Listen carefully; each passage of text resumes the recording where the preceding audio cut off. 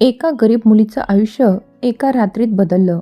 पण तिला माहीत नव्हतं की ज्या श्रीमंत घरात ती सून म्हणून जाणार होती, तिथे तिची वाट फक्त सुख नव्हे तर अशा वेदनांनी भरलेली होती, ज्या तिचं संपूर्ण आयुष्य बदलून टाकणार होत्या.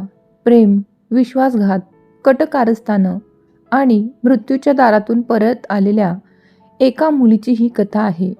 शेवटपर्यंत ही कथा नक्की ऐका, कारण शेवटी जे सत्य समोर येणार आहे ते ऐकून तुमच्याही डोळ्यात पाणी आल्याशिवाय राहणार नाही. नगर जिल्ह्यातील एका छोट्याशा गावात वैदेही नावाची मुलगी राहत होती. वैदेही खूप सुंदर नव्हती, पण तिच्या चेहऱ्यावर अशी निरागसता होती की तिला पाहून कोणालाही आपुलकी वाटायची. तिचे वडील शेतमजूर होते. आई गावातील महिलांचे कपडे शिवून घर चालवायची. घरात गरिबी होती, पण प्रेमाची कमतरता नव्हती. वैदेहीला एकच स्वप्न होते, तिच्या आईवडिलांना सुखाचे दिवस दाखवायचे. दुसरीकडे मुंबईत विराज राणे राहत होता. विराज राणे देशातील सर्वात मोठ्या उद्योग समूहापैकी एकाचा एकुलता एक वारस. त्याच्याकडे पैसा, बंगले, आलिशान गाड्या, परदेशातील शिक्षण सगळं होतं. पण त्याच्या आयुष्यात आनंद नव्हता, कारण 3 वर्षापूर्वी एका अपघातात त्याची होणारी पत्नी मरण पावली होती.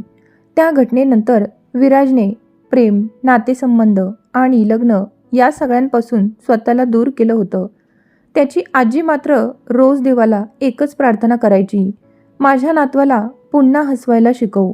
एके दिवशी विराजची आजी एका सामाजिक कार्यक्रमासाठी गावाकडे गेली. तिथे तिची अचानक वैदेहीशी भेट झाली. कार्यक्रम संपल्यावर मुसळधार पाऊस सुरू झाला. रस्त्याच्या कडेला बसलेली एक वृद्ध महिला भिजत होती. सभोवताली शेकडो लोक होते, पण तिच्याकडे कोणाचं लक्ष नव्हतं. तेवढ्यात वैदेही धावत आली. तिने स्वतःची ओढणी त्या वृद्ध महिलेच्या डोक्यावर धरली. तिला हाताने आधार देत जवळच्या शेडमध्ये नेलं. ती वृद्ध महिला दुसरी तिसरी कोणी नव्हती, विराजची आजी होती. त्या दिवशी आजीने वैदेहीच्या डोळ्यात काहीतरी वेगळं पाहिलं. संपत्ती नाही, स्वार्थ नाही, फक्त माणुसकी. घरी परतल्यावर त्यांनी विराजच्या आईवडिलांना सांगितलं, मला आपल्या घराची सून सापडली आहे. सगळे हसू लागले, कारण एका गरीब गावातील मुलीचा आणि अब्जाधीश घराण्याच्या वारसाचा संबंध अशक्य वाटत होता. पण आजी निर्णयावर ठाम होत्या. काही दिवसांनी राणे कुटुंब अचानक वैदेहीच्या घरी आलं. घरासमोर उभ्या असलेल्या महागड्या गाड्या पाहून गावकऱ्यांनी गर्दी जमली. वैदेहीचे आई वडील घाबरले. त्यांना वाटलं काहीतरी चूक झाली असावी. पण पुढच्या क्षणी विराजच्या वडिलांनी सांगितलं, आम्ही तुमच्या मुलीसाठी मागणी घेऊन आलो आहोत. संपूर्ण घर स्तब्ध झालं. वैदेहीला वाटलं ती स्वप्न पाहतेय. विराजला मात्र या लग्नाची अजिबात इच्छा नव्हती. तो फक्त आजीच्या हट्टापुढे शांत बसला होता. त्याच्या मनात एकच विचार होता, ही मुलगी काही दिवसातच या घराण्याच्या श्रीमंतीकडे आकर्षित होईल आणि तिचा खरा चेहरा समोर येईल. पण त्याला माहीत नव्हतं की वैदेही त्याच्या आयुष्यात पैसा नाही, तर पुन्हा जगण्याचं कारण बनून येणार होती. लग्न ठरलं. संपूर्ण गाव आनंदात होतं. पण लग्नाच्या आदल्या रात्री वैदेहीने तिच्या आईला मिठी मारली आणि रडत म्हणाली, आई, इतक्या मोठ्या घरात मी जुळून घेऊ शकेन ना? आईने तिच्या डोक्यावरून हात फिरवला. माणुसकी जिथे असते तिथे देव सोबत असतो बाळा. वैदेहीने डोळे पुसले. तिला अजूनही माहीत नव्हतं की या लग्नानंतर तिच्या आयुष्यात अशी वादळं येणार होती, जी कोणत्याही गरीब मुलीने स्वप्नातही पाहिली नसतील. आणि एक दिवस याच घरातील लोक तिच्यासमोर हात जोडून उभे राहणार होते. लग्नाचा दिवस उजाडला. संपूर्ण गावात उत्साहाचं वातावरण होतं. वैदेहीच्या छोट्याशा घरासमोर लोकांची गर्दी जमली होती. गावात पहिल्यांदाच इतकं भव्य लग्न होत होतं. प्रत्येकजण एकच गोष्ट बोलत होता, वैदेहीचं नशीब उघडलं. पण त्या घराच्या आत मात्र वैदेही शांतपणे बसली होती. तिच्या डोळ्यासमोर लहानपणापासूनचा सगळा प्रवास फिरत होता. चिखलातून शाळेत जाणारी ती छोटी मुलगी, अनेकदा फी नसल्यामुळे शिक्षकांसमोर उभी राहिलेली. इतर मुली नवीन कपडे घालायच्या, पण वैदेहीला वर्षानुवर्ष तेच कपडे वापरावे लागायचे. तिला आठवलं, एकदा शाळेच्या सहलीसाठी पैसे नव्हते म्हणून ती घरी रडत बसली होती. तेव्हा तिचे वडील 2 दिवस उपाशी राहून तिच्यासाठी सहलीचे पैसे घेऊन आले होते. त्या दिवशी त्यांनी तिला सांगितलं होतं, बाळा, पैसा नसला तरी माणुसकी कधी सोडू नकोस. तोच माणूस आज तिच्यासोबत नव्हता. लग्नाच्या मंडपात बसताना तिच्या डोळ्यात नकळत पाणी आलं. दुसरीकडे विराज पूर्णपणे निर्विकार चेहऱ्याने बसला होता. लोक आनंद साजरा करत होते, पण त्याच्या मनात अजूनही भूतकाळ जिवंत होता. त्याच्या डोळ्यासमोर वारंवार एका मुलीचा चेहरा येत होता. ती होती सायली, त्याचं पहिलं प्रेम, जिच्यासोबत त्याने आयुष्याची स्वप्न पाहिली होती. पण एका भीषण अपघातात सायली कायमची निघून गेली होती. त्या दिवसानंतर विराजने स्वतःभोवती भावनांची भिंत उभी केली होती. लग्नाचे विधी सुरू झाले. वैदेहीने थरथरत्या हातांनी हार घातला. विराजनेही विधी पूर्ण केले, पण त्यांच्यात एकही शब्दाची देवाणघेवाण झाली नाही. रात्री वैदेही पहिल्यांदा राणे बंगल्यात आली. तो बंगला म्हणजे एखाद्या राजवाड्यापेक्षा कमी नव्हता. भव्य झुंबर, संगमरवरी फरशी, मोठमोठ्या चित्रांनी सजवलेल्या भिंती, हे सगळं पाहून ती क्षणभर थबकली. तेवढ्यात विराजची आत्या तिच्याकडे पाहून हसली, पण त्या हसण्यामागे उपहास होता. गावातून आलेल्या मुलीला हे सगळं नवीनच असेल. आजूबाजूचे काही लोक हसू लागले. वैदेहीने काहीच उत्तर दिलं नाही. तिला आईचं वाक्य आठवलं, स्वतःचा मान स्वतःच्या वागण्याने वाढवायचा असतो. त्या रात्री ती तिच्या खोलीत एकटी बसली होती. खिडकीतून दिसणाऱ्या मुंबईच्या चमकत्या दिव्यांकडे पाहताना तिच्या डोळ्यातून अश्रू वाहू लागले.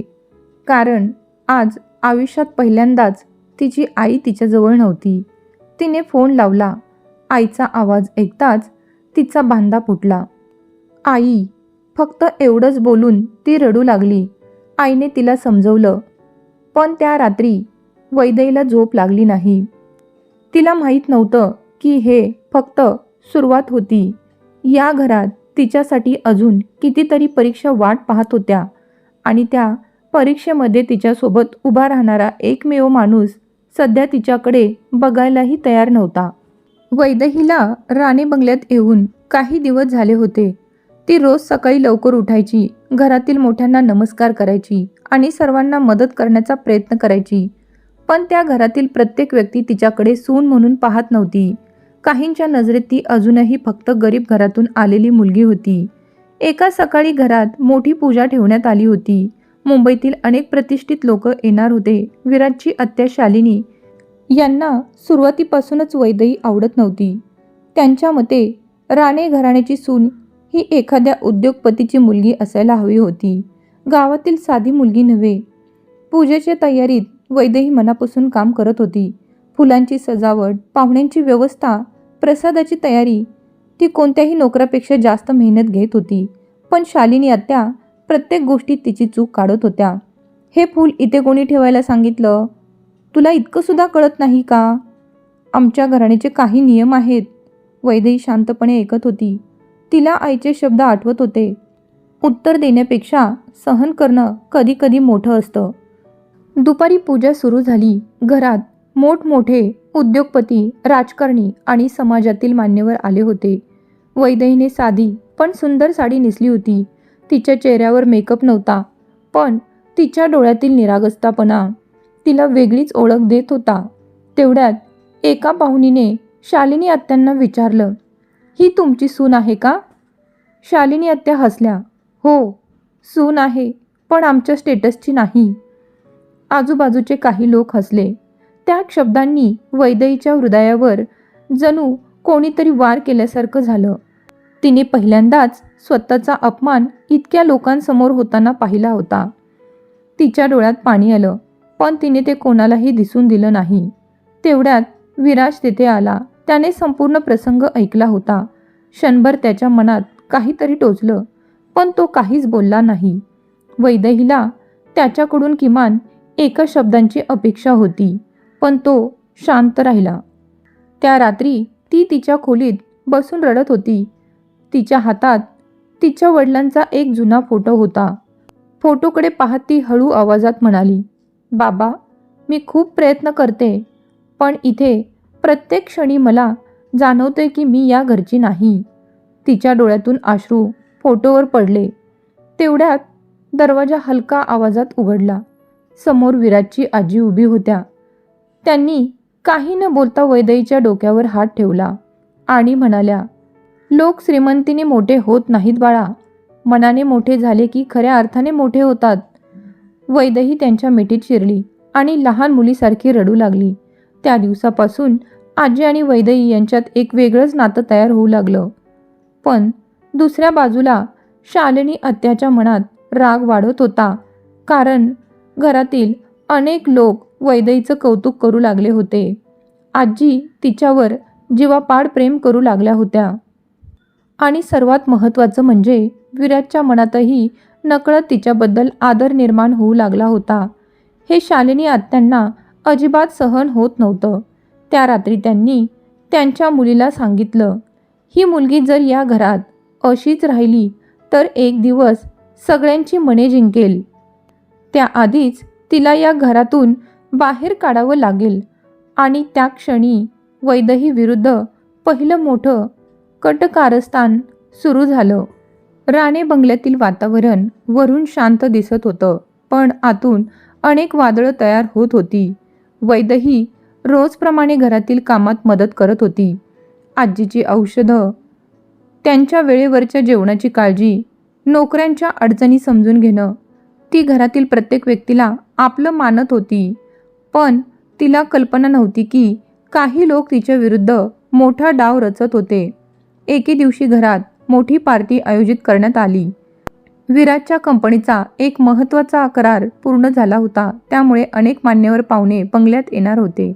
शालिनी आत्यांनी पार्टीची संपूर्ण जबाबदारी स्वतःकडे घेतली, पण त्यांनी मुद्दाम काही काम वैदेहीकडे दिली. संध्याकाळी पाहुणे यायला सुरुवात झाली. घर प्रकाशाने उजळून निघालं होतं. वैदेही सर्वांची मनापासून सेवा करत होती. प्रत्येक पाहुण्यांशी आदराने बोलत होती. तिच्या वागण्यामुळे अनेक लोक प्रभावित झाले होते. तेवढ्यात अचानक घरात गोंधळ उडाला. एक पाहुणीचा अतिशय महागडा हिऱ्यांचा नेकलेस गायब झाला होता. क्षणात सगळीकडे चर्चा सुरू झाली. नेकलेस कुठे गेला? आत्ताच तर गळ्यात होता. कोणीतरी चोरला असणार. घरातील सर्व नोकर आणि कर्मचाऱ्यांची चौकशी सुरू झाली. तेवढ्यात शालिनी आत्या पुढे आल्या. त्यांच्या चेहऱ्यावर काळजी दिसत होती, पण मनात काहीतरी वेगळंच चाललेलं होतं. त्या म्हणाल्या, मला कोणावर आरोप करायचा नाही, पण आज पाहुण्यांच्या खोलीत नवीन कोण गेलं होतं? त्यांची नजर थेट वैदेहीकडे होती. सगळे एकदम तिच्याकडे पाहू लागले. वैदेही दचकली. मी फक्त पाहुण्यांसाठी पाणी ठेवायला गेले होते. शालिनी आत्या लगेच म्हणाल्या, आम्ही काही म्हणत नाही, पण सत्य समोर यायलाच हवं. काही मिनिटातच सुरक्षा कर्मचाऱ्यांनी सर्वांच्या खोलींची तपासणी सुरू केली आणि अचानक गायब झालेला नेकलेस वैदेहीच्या कपाटात सापडला. क्षणभर संपूर्ण घर स्तब्ध झालं. वैदेहीच्या पायाखालची जमीनच सरकली. हे अशक्य आहे. मी हा नेकलेस कधीच पाहिलेला नाही. तिचा आवाज थरथरत होता, पण पुरावा तिच्या विरुद्ध होता. काही पाहुणे कुजबुजू लागले. गरीब घरातून आली आहे ना, लोभ आवरला नसेल, पैसा पाहून मन बदललं असेल. प्रत्येक शब्द तिच्या हृदयाला घाव घालत होता. तिने विराजकडे पाहिले. तिला वाटलं तो तिच्यावर विश्वास ठेवेल, पण विराज शांत उभा होता. त्याच्या चेहऱ्यावर संभ्रम होता, कारण त्याला वैदेही चोर वाटत नव्हती, पण पुरावे तिच्या विरुद्ध होते. वैदेहीच्या डोळ्यात अश्रू आले. ती म्हणाली, मी शपथ घेते, मी काहीही केलं नाही. पण कोणी ऐकायला तयार नव्हतं. तेवढ्यात विराजच्या आजी पुढे आल्या. त्यांनी ठाम आवाजात सांगितलं, माझी सून चोर नाही. संपूर्ण हॉल शांत झाला. पण आई, पुरावा तर? विराजचे वडील म्हणाले. आजी म्हणाल्या, पुरावा खोटा असू शकतो, पण माणसाचे संस्कार खोटे नसतात. त्या वैदेहीजवळ आल्या. तिचे अश्रू पुसले आणि म्हणाल्या, मला तुझ्यावर पूर्ण विश्वास आहे. त्या एका वाक्याने वैदेहीचा बांधा फुटला. पहिल्यांदाच या घरात कोणीतरी तिच्यासाठी उभा राहिलं होतं. पण प्रकरण तिथेच थांबले नाही. दुसऱ्या दिवशी सकाळी विराजने स्वतः प्रकरणाची चौकशी करण्याचा निर्णय घेतला. त्याला सतत एकच प्रश्न पडत होता, जर वैदेहीने चोरी केली असेल तर तिच्या डोळ्यात इतकी वेदना का होती? आणि जर ती निरपराध असेल तर नेकलेस तिच्या कपाटात आला कसा? तो घरातील CCTV फुटेज तपासू लागला. तासनतास रेकॉर्डिंग पाहत असताना त्याला एक धक्कादायक गोष्ट दिसली. रात्री उशिरा शालिनी आत्यांची मुलगी रिया चोरून वैदेहीच्या खोलीत जाताना दिसत होती. विराजच्या डोळ्यावर विश्वास बसत नव्हता. तो स्क्रीनकडे पाहतच राहिला, कारण याचा अर्थ एकच होता, वैदेहीवरचा आरोप खोटा होता आणि कोणीतरी मुद्दाम तिला बदनाम करण्याचा प्रयत्न करत होतं. त्या क्षणी विराजच्या मनात पहिल्यांदाच अपराधीपणाची भावना निर्माण झाली, कारण काल जेव्हा संपूर्ण जग तिच्यावर आरोप करत होतं तेव्हा तो तिच्यासाठी एक शब्दही बोलला नव्हता.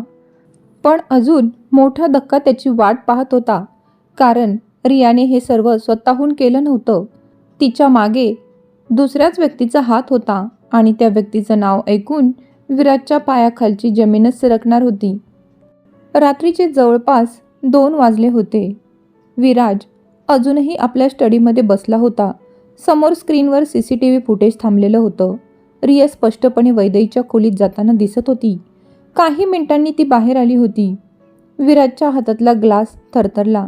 त्याने आयुष्यात अनेक व्यावसायिक संकट पाहिली होती, पण घरातील कोणीतरी मुद्दाम एका निरपराध मुलीला चोर ठरवण्याचा प्रयत्न करेल याची त्याने कल्पनाही केली नव्हती.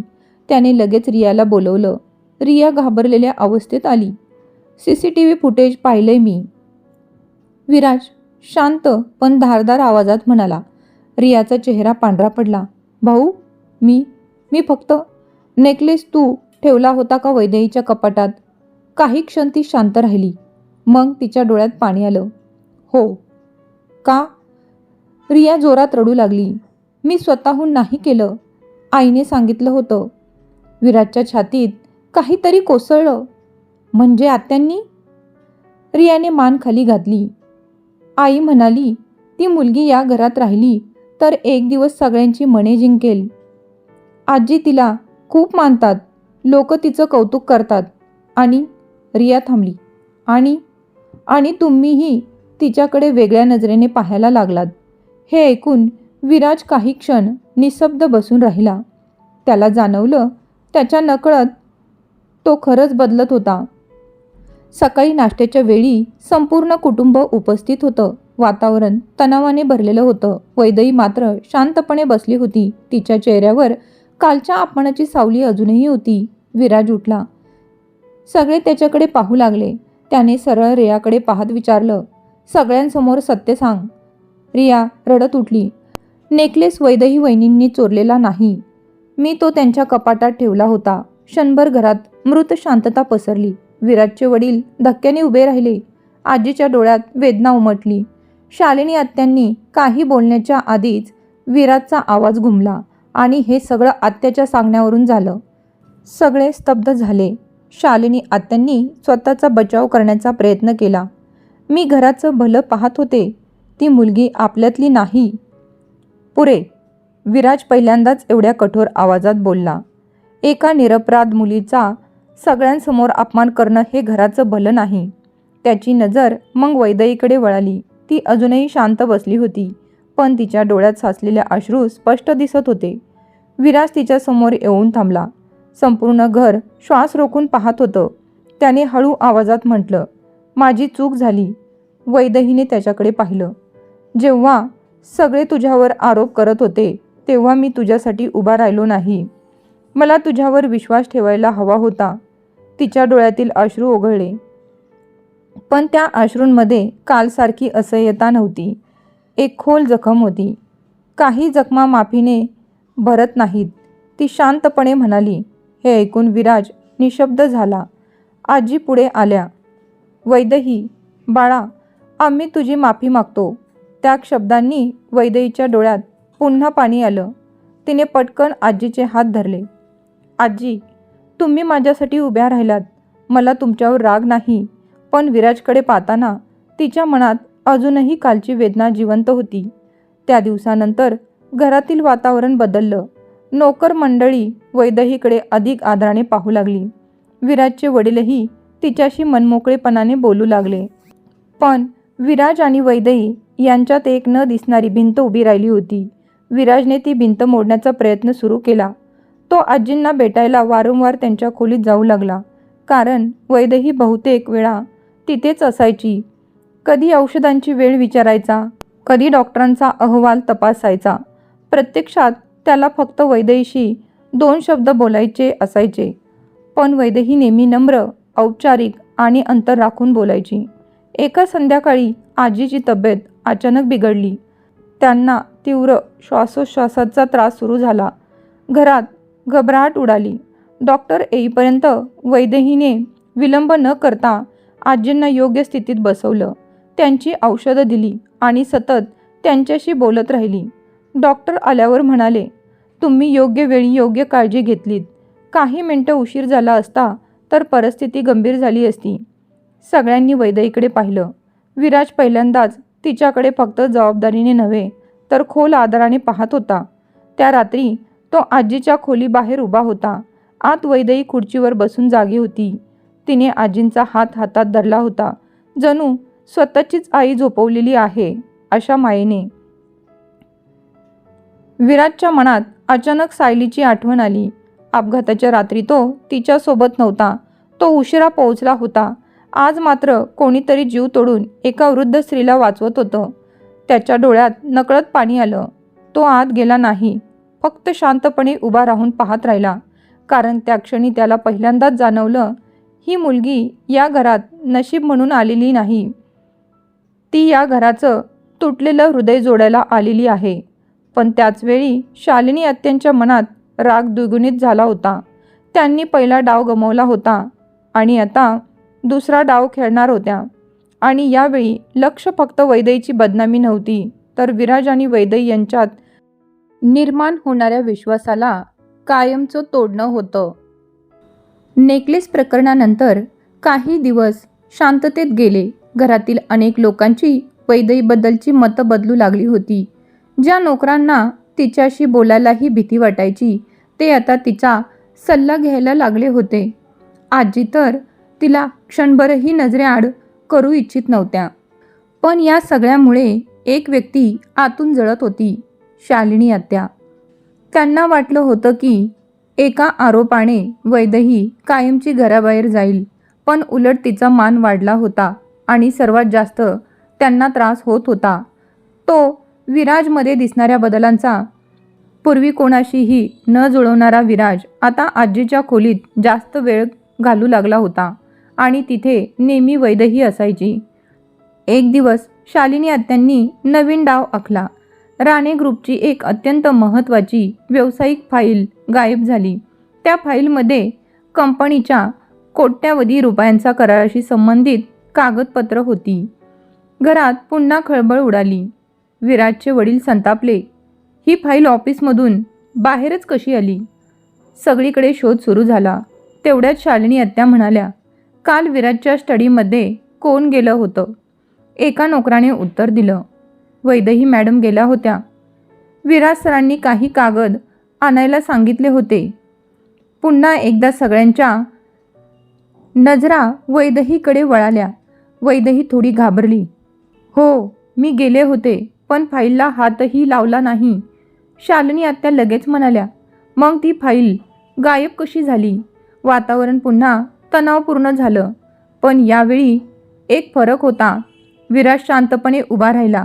तो म्हणाला, यावेळी कोणावरही पुराव्याशिवाय आरोप होणार नाही. हे ऐकून वैदेहीच्या डोळ्यात आश्चर्य उमटलं.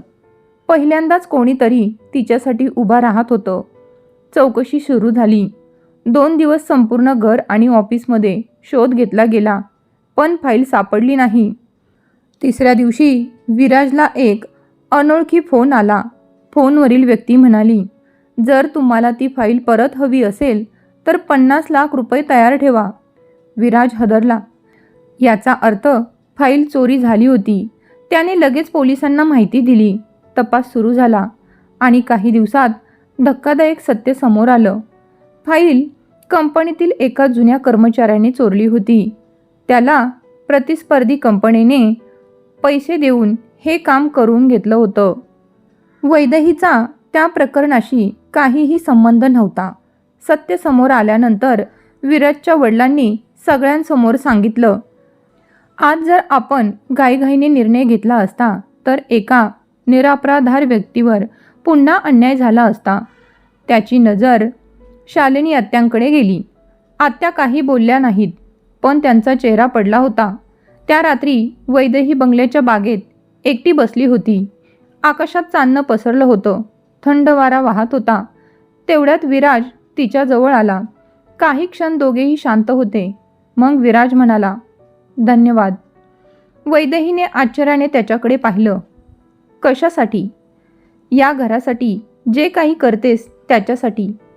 ती हलकसं हसली. हे घर माझंही आहे. हे शब्द ऐकून विराज काही क्षण तिच्याकडे पाहत राहिला.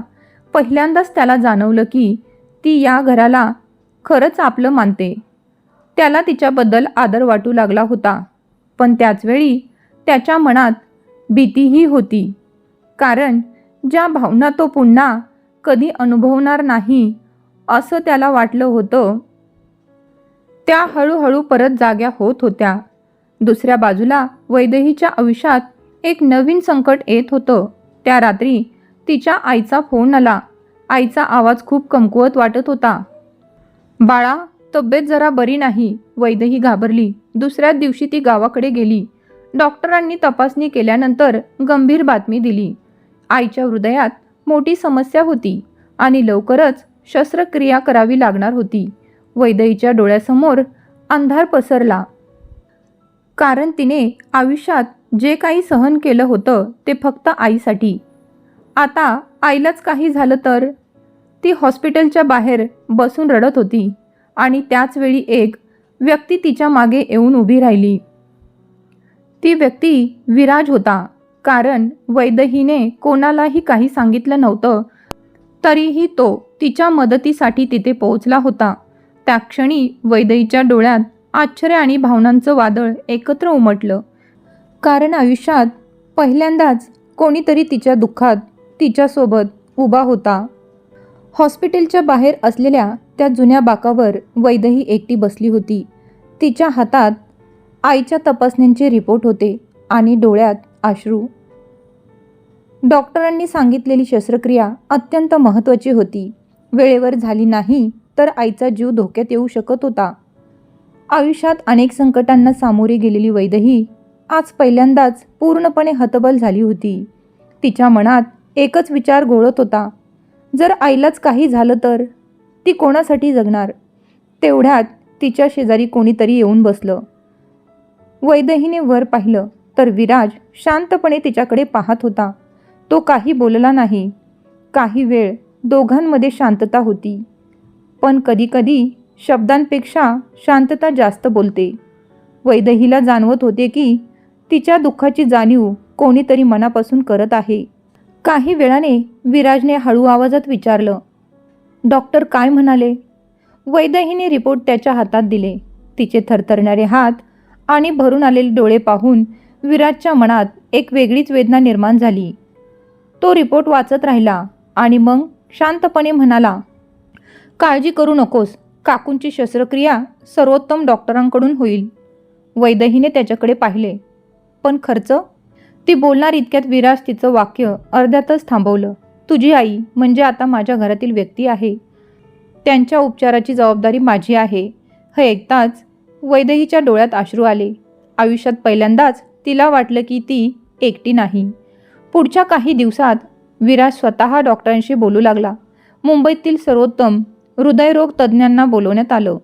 वैदेहीची आई सुरुवातीला खूप संकोचात होती. गरीब शेतकरी कुटुंबातील स्त्रीला एवढं मोठं हॉस्पिटल, महागडे उपचार आणि विराजसारख्या व्यक्तीची काळजी पाहून आश्चर्य वाटत होतं. पण विराज त्यांच्याशी अगदी मुलासारखा वागत होता. एक दिवस वैदेहीच्या आईने विराजला जवळ बोलवलं. त्यांच्या डोळ्यात कृतज्ञतेचे अश्रू होते. बाळा, माझ्या मुलीसाठी आयुष्यभर कोणी एवढं केलं नाही. देव तुझं भलं करो. विराज काही क्षण शांत राहिला. त्याला आठवलं त्याच्या स्वतःच्या आईनेही त्याला असाच आशीर्वाद दिला होता. त्या क्षणी त्याच्या मनातील कठोरपणा आणखी थोडा वितळला. दरम्यान गावातही चर्चा सुरू झाली होती. ज्या लोकांना वाटत होतं की वैदेही फक्त नशिबान आहे त्यांना आता समजू लागलं होतं की ती तिच्या चांगुलपणामुळे लोकांची मनं जिंकत आहे. गावातील अनेक लोक हॉस्पिटलमध्ये येऊन तिच्या आईची विचारपूस करत होते. वैदेहीला जाणवत होते की संकटाच्या काळात खरी माणसं कोण असतात. शस्त्रक्रियेच्या आदल्या रात्री वैदेहीला झोपच आली नाही. ती हॉस्पिटलच्या कॉरिडॉरमध्ये बसून देवाकडे प्रार्थना करत होती. तिच्या डोळ्यांसमोर आईसोबत घालवलेले सगळे क्षण फिरत होते. लहानपणी आईने स्वतः उपाशी राहून तिला खायला घातलेले दिवस, आजारी असताना रात्रभर जागून केलेली सेवा आणि प्रत्येक संकटात दिलेला आधार. तिच्या डोळ्यातून अश्रू वाहू लागले. तेवढ्यात विराज तेथे आला. त्याने काहीही न बोलता तिच्या शेजारी बसून तिच्या हातावर हलकासा हात ठेवला. त्या एका स्पर्शाने वैदेहीचा धीर सुटला. ती पहिल्यांदाच विराजच्या समोर मनमोकळेपणाने रडली. अनेक वर्ष साठवून ठेवलेल्या वेदना जणू त्या अश्रूंमधून बाहेर पडत होत्या. दुसऱ्या दिवशी सकाळी शस्त्रक्रिया सुरू झाली. 4 तासांचा तो काळ वैदेहीसाठी 4 वर्षासारखा होता. ती सतत देवाचं नाव घेत होती. विराजही तिच्यासोबत तेथेच थांबला होता. शेवटी ऑपरेशन थिएटरचा दरवाजा उघडला आणि डॉक्टर बाहेर आले. त्यांच्या चेहऱ्यावर हसू होतं. शस्त्रक्रिया यशस्वी झाली आहे हे शब्द ऐकताच वैदेहीच्या डोळ्यात आनंद अश्रू आले. तिने देवाचे आभार मानले. नकळत तिने विराजचा हात धरला आणि रडतच म्हणाली, धन्यवाद. त्या क्षणी विराजच्या हृदयात काहीतरी वेगळं घडलं. इतक्या दिवसात पहिल्यांदाच त्याला पुन्हा जिवंत असल्यासारखं वाटलं. पण त्याच रात्री एक अशी घटना घडली ज्यामुळे त्याचा भूतकाळ पुन्हा समोर येणार होता. आई शुद्धीवर आल्यानंतर तिने विराजला एक फोटो दाखवला. तो फोटो पाहताच विराजच्या चेहऱ्यावरचा रंग उडाला. कारण त्या फोटोत असलेली व्यक्ती दुसरी तिसरी कोणी नव्हती. ती होती सायलीची मोठी बहीण. आणि त्या फोटोसोबत एक असं गुपित जोडलेलं होतं ज्यामुळे विराजच्या आयुष्याबद्दलचं सत्य पूर्णपणे बदलणार होतं. पण वैदेहीला अजून माहीत नव्हतं की राणे बंगल्यात तिची वाट पाहत होतं एक असं गुपित जे तिचं आयुष्य कायमचं बदलून टाकणार होतं. पुढे काय झालं हे जाणून घेण्यासाठी या कथेचा पुढील भाग नक्की पहा, कारण खरी वादळं तर आता सुरू होणार होती. पुढच्या भागात आपण पाहणार आहोत सायलीच्या मृत्यूमागचं धक्कादायक रहस्य, विराजच्या कुटुंबाशी त्याचा असणारा संबंध आणि वैदेहीच्या आयुष्यात येणारं सर्वात मोठं वादळ. जर ही कथा तुम्हाला आवडली असेल तर व्हिडिओला लाईक करा, शेअर करा आणि अशाच हृदयस्पर्शी मराठी कथा ऐकण्यासाठी आत्ताच आपल्या स्वामिनी कथालोक या यूट्यूब चॅनलला सबस्क्राईब नक्की करा. धन्यवाद.